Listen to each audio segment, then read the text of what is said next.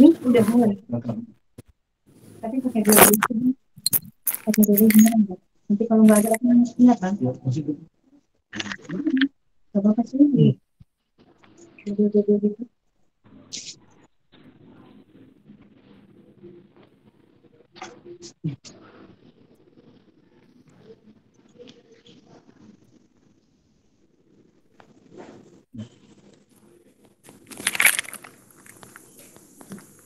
Apa dia nggak bisa?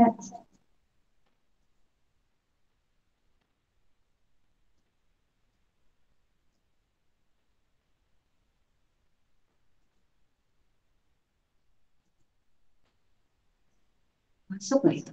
Berapa orang? Udah berapa orang? Hmm? 7. Masuk ya? Saya mulai ya, teman-teman. Oke, Assalamualaikum warahmatullahi wabarakatuh. Waalaikumsalam. Waalaikumsalam warahmatullahi wabarakatuh. Terima kasih atas apa namanya waktu yang diluangkan untuk mengikuti sosialisasi implementasi budaya positif. Sosialisasi implementasi budaya positif ini merupakan tugas dari aksi nyata calon guru penggerak. Jadi kami diminta untuk mensosialisasikan bagaimana sih budaya positif itu yang harus diterapkan di sekolah kita masing-masing gitu ya. Kita mulai dari Ki Hajar Dewantara. Ki Hajar Dewantara itu tokoh pendidikan yang sudah kita kenal, menginginkan pendidikan yang menjadikan muridnya itu merdeka, mandiri, tidak tergantung kepada orang lain. Nah, di sini tugas guru itu adalah menuntun gerakan murid sesuai dengan kodratnya. Kodratnya itu misalnya seperti padi, biji padi atau biji jagung. Kodratnya sebagai biji padi, ya tanamlah seperti biji padi. Kodratnya seperti biji jagung, ya tanamlah seperti sesuai dengan biji jagung. Nah, tugas guru itu menuntun murid sesuai dengan kodratnya agar mereka mendapatkan kebahagiaan dan keselamatan. Saya bacakan saja ya, teman-teman. Ki Hajar Dewantara menyatakan bahwa untuk mencapai kemerdekaan atau dalam konteks pendidikan kita saat ini, dalam menciptakan murid yang merdeka, syarat utamanya adalah murid itu harus disiplin yang kuat. Disiplin itu dalam arti memiliki motivasi internal, motivasi yang ada yang ada di dalam dirinya sendiri. Jadi bukan motivasi yang ada dari luar seperti motivasi takut akan hukuman, motivasi takut akan diberi hadiah. Nah, motivasi yang dimunculkan di sini adalah motivasi yang keluar nantinya dari dalam diri sendiri. Jadi bukan lagi motivasi karena hukuman, motivasi karena hadiah. Nah, perlu diciptakannya budaya positif. Untuk membangun budaya positif, guru perlu menyediakan lingkungan yang positif, aman dan nyaman agar murid-murid mampu berpikir, bertindak, dan mencipta dengan merdeka, mandiri, dan bertanggung jawab. Setiap tindakan dan perilaku yang kita lakukan di dalam kelas dapat menentukan terciptanya sebuah lingkungan yang positif.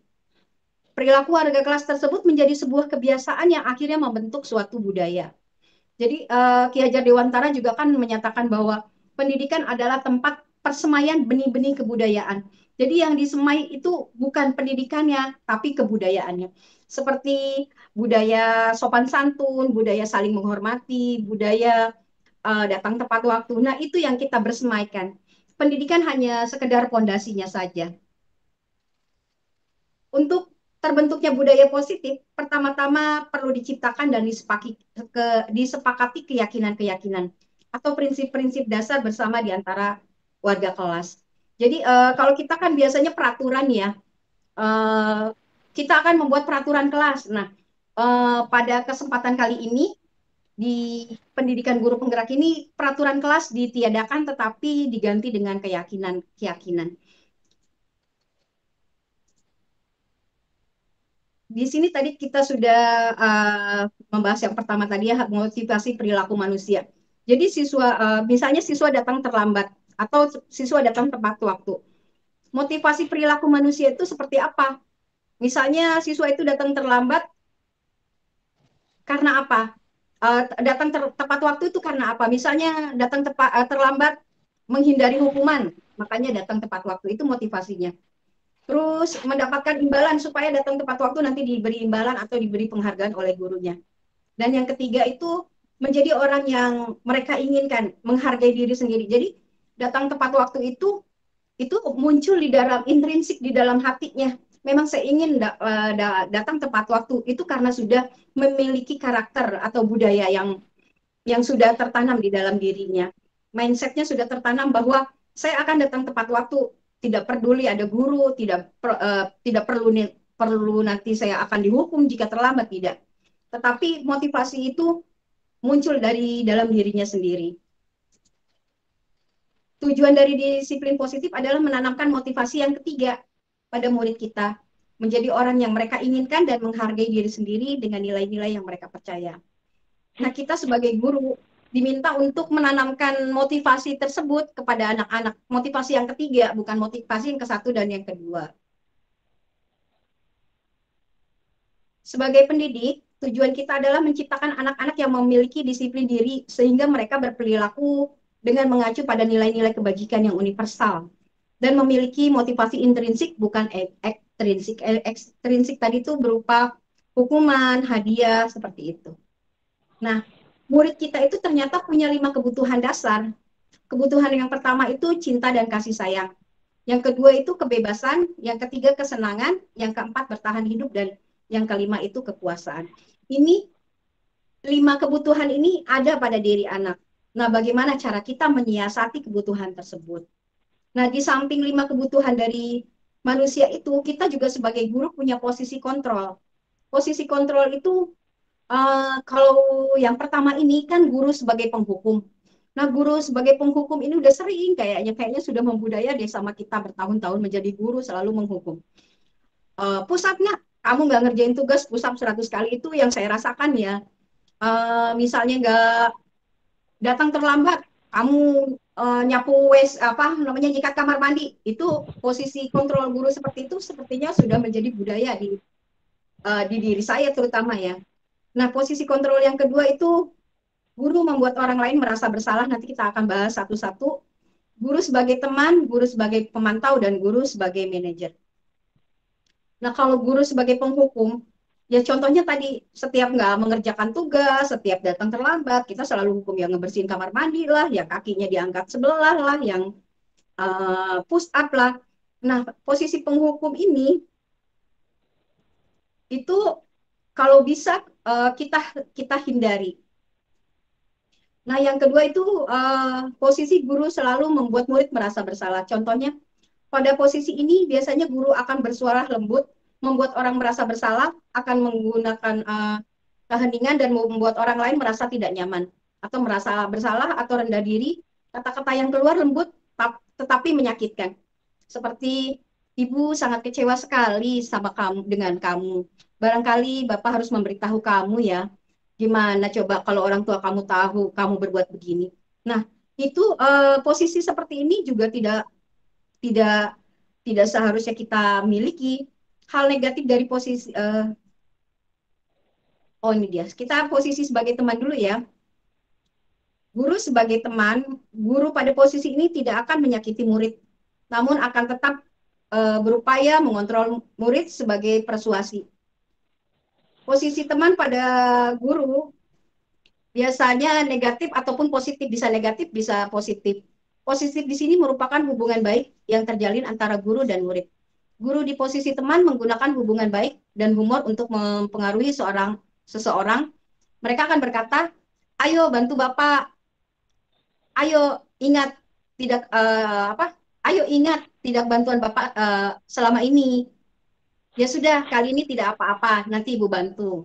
Nah, itu posisi guru sebagai teman itu sebetulnya ada yang negatif dan ada yang positif. Hal negatif dari posisi teman adalah bila suatu saat guru tersebut tidak membantu, maka murid itu akan kecewa dan berkata, Saya pikir Bapak Ibu teman saya, murid merasa kecewa dan tidak mau lagi berusaha. Hal yang mungkin timbul adalah murid akan bertindak untuk guru tertentu dan tidak untuk guru lain. Murid akan tergantung pada guru tersebut. Jadi guru, saya suka sama Bu Yensi itu karena saya ngerasa Bu Yensi itu dekat dengan saya. Nah itu posisi guru sebagai teman. Ternyata ada sisi negatifnya, tidak baiknya posisi guru sebagai teman. Di sini ada guru sebagai pemantau. Guru sebagai pemantau atau monitor berarti mengawasi, pada saat kita mengawasi, kita bertanggung jawab atas perilaku guru tersebut. Posisi pemantau berdasarkan pada peraturan-peraturan dan konsekuensi. Dengan menggunakan sanksi dapat memisahkan hubungan pribadi dengan murid sebagai seorang yang menjalani posisi pemantau. Pertanyaan yang diajukan seorang pemantau, peraturannya apa ya? Apa yang telah kamu lakukan? Sanksi atau konsekuensi apa? Nah, pada posisi pemantau ini sangat disarankan juga.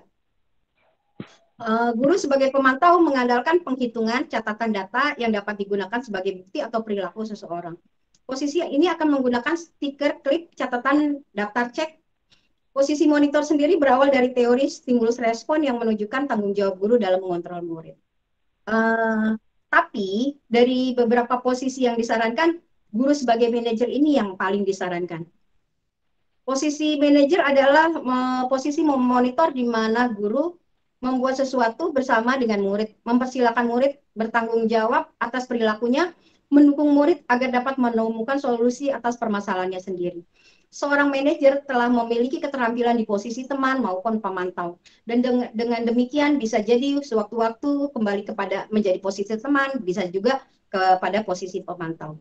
Nah, yang kita harapkan dari pendidikan guru penggerak ini bahwa guru nantinya akan pada posisi manajer.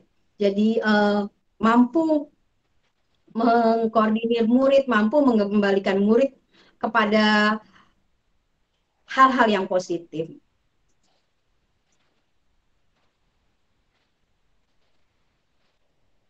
Nah, ini adalah contoh dari kalimat yang menempatkan bahwa guru itu sebagai posisi manajer. Apakah kamu meyakininya? Jika kamu meyakininya, apakah kamu bersedia memperbaikinya? Jika kamu memperbaiki ini, hal ini menunjukkan apa tentang dirimu? Apa rencana kamu untuk memperbaiki hal ini? Nah, kita diharapkan untuk menjadi posisi guru yang menjadi seorang manajer. Namun perlu disadari, tujuan dari akhir dari posisi kontrol guru adalah mencapai posisi manajer, di mana posisi ini adalah murid dapat menjadi pribadi yang mandiri, merdeka, bertanggung jawab atas segala perilaku dan sikapnya, yang pada akhirnya dapat menciptakan lingkungan yang positif, nyaman, dan aman. Sebagai seorang guru, ketika murid Anda melakukan kesalahan, tindakan apa yang Anda lakukan? Nah, ini ada beberapa contoh dari studi kasus ya. Anda menunjukkan kesalahan dan memintanya melihat kesalahannya dengan baik. Anda mengatakan kamu seharusnya tahu bagaimana kamu seharusnya bertindak. Anda mengingatkan murid Anda akan kesalahan yang sama di waktu sebelumnya dan Anda akan bertanya kepadanya, kenapa kamu melakukan sesuatu yang seharusnya tidak kamu lakukan? Anda akan mengkritik dia dan mendiamkannya. Nah, kalau kita melakukan tindakan-tindakan yang tadi seperti kasus di atas, mungkin kita akan membuat murid kita merasa menjadi anak yang gagal.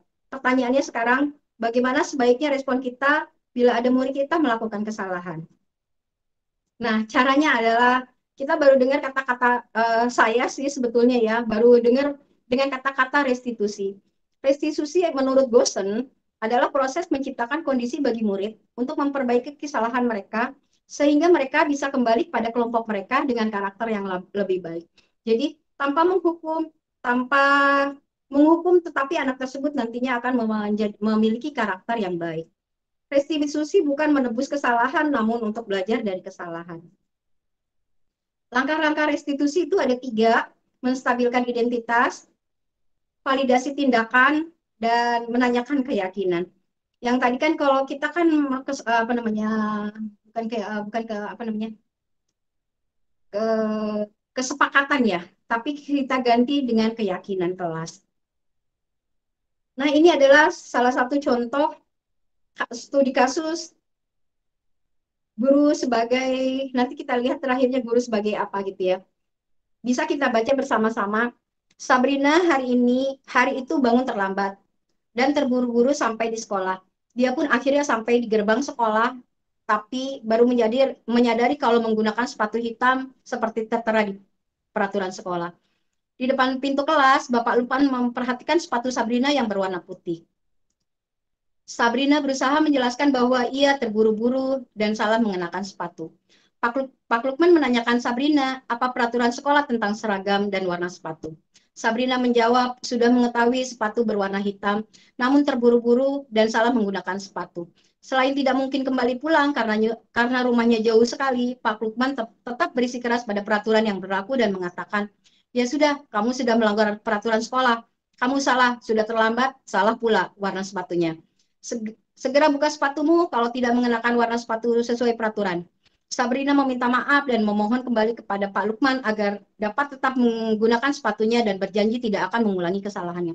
Namun Pak Lukman tidak mau tahu. Kamu telah melanggar peraturan sekolah, kamu tidak sanggup ambil sepatu di rumah dan diantarkan ke sekolah, ya sudah, kamu tidak usah bersepatu saja seharian di sekolah. Sekarang copot sepatumu dan silakan belajar tanpa sepatu seharian.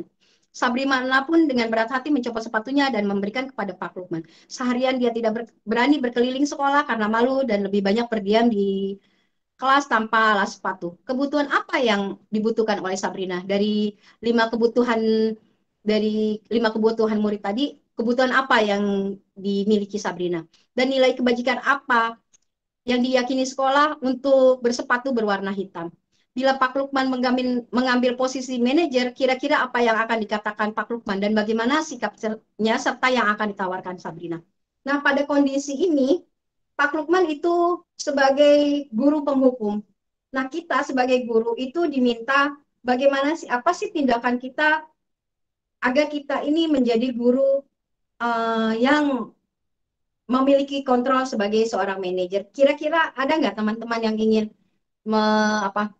Kalau misalnya teman-teman sekalian itu di posisi kontrol sebagai seorang manajer, kira-kira apa yang kita lakukan untuk menjadi posisi guru yang sebagai seorang manajer?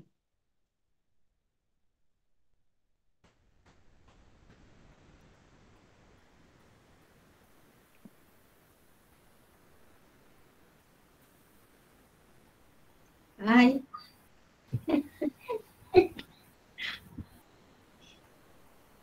Bang jawab bang. Soal aku ya.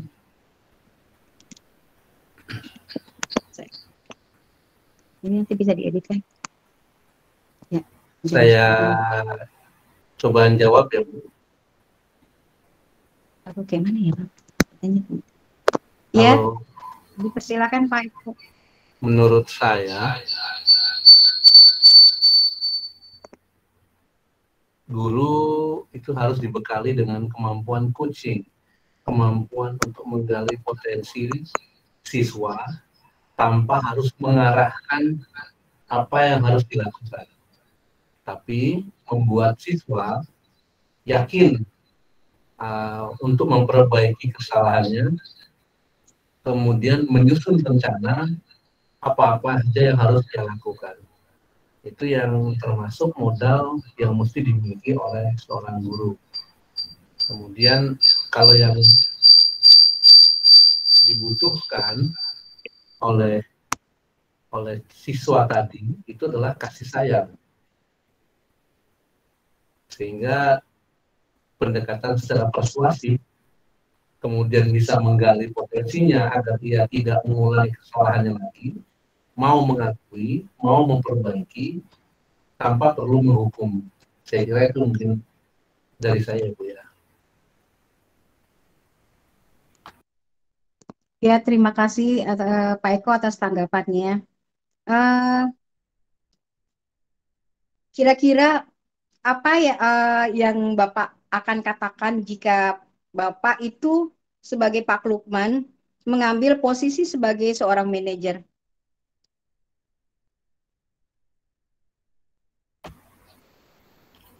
Pertanyaan pertama, saya akan bertanya kepada siswa tersebut, apa yang telah membuat kamu datang terlambat ke sekolah? Kemudian dari jawaban siswa, saya juga akan bertanya lagi, apakah kamu ingin terlambat terus atau ingin salah sepatu terus? Kemudian saya kembangkan lagi, bila ia mengatakan tidak, maka saya akan mengatakan, kalau tidak suka untuk terlambat, tidak suka salah sepatu, apa yang harusnya ia kerjakan supaya tidak terlambat? Kemudian mengajaknya menyusun rencana. Setelah tersusun rencana, kemudian akan saya pastikan kapan itu akan segera dimulai. Sehingga siswa tersebut memiliki komitmen dan memiliki langkah-langkah apa-apa saja yang harus ia lakukan supaya tidak terlambat lagi dan tidak salah sepatu lagi. Itu, Bu. Ya, terima kasih Pak Eko tanggapannya. Kira-kira adakah teman-teman yang lain yang ingin menanyakan dari budaya positif di sekolah yang kita laksanakan agar nantinya ke depannya murid kita memiliki karakter yang memiliki karakter disiplin positif. Kira-kira adakah pertanyaan atau masukan dari budaya positif ini?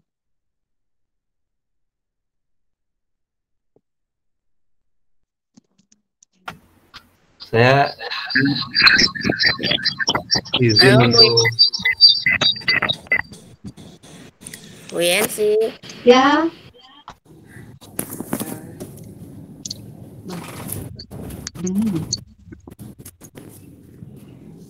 Bu Yansi, bagus sih niat kita sebagai guru, sebagai apa tadi, manajer ya, manajer. membentuk karakter positif. Apa tadi? Positif siswa ya? Ya, disiplin positif. Disiplin positif. Bagaimana kalau kita menemui siswa yang sudah diberi pengarahan sekali, 2 kali, terus tapi tidak ada perubahan, itu gimana cara menghadapi siswa yang seperti itu, Bu Yansi? Terima kasih. Ya, terima kasih Bu Ita. Langsung dijawab ya Bu ya. Nah, kita Ya, kan sebelum kita memposisikan kita pada posisi kontrol dan apa namanya ini restitusi tadi, kita tuh sebetulnya harus sudah membuat keyakinan kelas. Jadi contohnya gini, kita pada murid itu sudah membuat kesepakatan antara guru, murid, dan semua warga sekolah. Jadi contoh kesepakatan ini, saya tidak akan datang terlambat dan konsekuensinya jika saya datang terlambat maka akan seperti ini gitu. Nah, itu sudah kita buat dulu sebelum kita melaksanakan restitusi. Setelah kita membuat keyakinan kelas, kesepakatan kelas, maka kita mulai melakukan langkah-langkah tersebut, menstabilkan identitas. Jadi, walaupun siswa tersebut berbuat salah, melanggar keyakinan kelas, dan sudah kita tanyakan. Biasanya kalau kita sudah tanyakan keyakinan kelas, dan lama-lama akan muncul karakter positif pada diri siswa tersebut, biasanya seperti itu. Karena ini sudah penelitian yang diteliti oleh dosen sendiri. Langkah-langkah dari restitusi tadi belum dijabarkan ya. Itu menstabilkan identitas dulu yang pertama. Yang kedua, validasi tindakan yang salah. Yang ketiga, itu menanyakan keyakinan. Nah, menstabilkan identitas itu misalnya anak salah, berulang kali salah. Saya tahu kamu salah, saya tahu kamu melakukan kesalahan yang berulang. Kan tanyakan dulu keyakinan kelas. Apa sih keyakinan kelas? Kenapa kamu selalu datang terlambat? Apa yang nggak boleh kita langsung ngejudge. Kamu datang terlambat.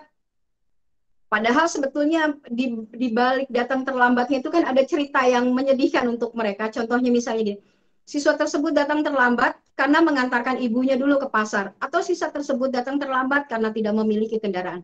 Nah, kita tanyakan dulu alasannya kenapa siswa tersebut datang terlambat. Setelah itu kita buat kesepakatan. Nah, kalau misalnya siswa tersebut melanggar untuk yang kedua kalinya, mungkin kita akan buat kesepakatan selanjutnya seperti itu mungkin Bu Ita. Kita sama-sama belajar di sini karena saya juga baru belajar dan mengerti, oh ternyata guru sebagai penghukum itu tidaklah baik untuk menghukum siswa, tetapi daripada menghukum kita lebih baik merestitusi gitu. Restitusi adalah memperbaiki kesalahan siswa, namun bukan menebus kesalahan, tapi belajar dari kesalahan. Semoga dengan kita restitusi, siswa kita akan memiliki karakter yang baik, karakter positif, dan nantinya akan membudaya di sekolahan kita. Seperti itu, Wita. Terima kasih.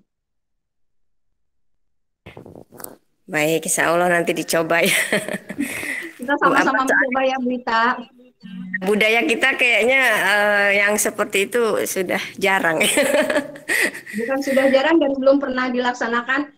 Terus terang saya sendiri, Bu Ita, sepertinya menghukum itu sudah membudaya di dalam diri saya, di mindset saya. Tapi dengan belajar di pendidikan guru penggerak ini, semoga mindset dan karakter yang sudah ada dalam untuk menghukum siswa itu akan dihilangkan seperti itu. Semoga kita sama-sama untuk mengarah kebaikan menjadi guru-guru yang benar-benar untuk menuntun siswanya mengarah kebaikan agar mereka mendapatkan kebahagiaan.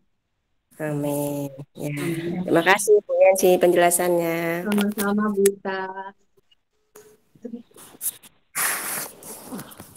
Oke, demikian teman-teman.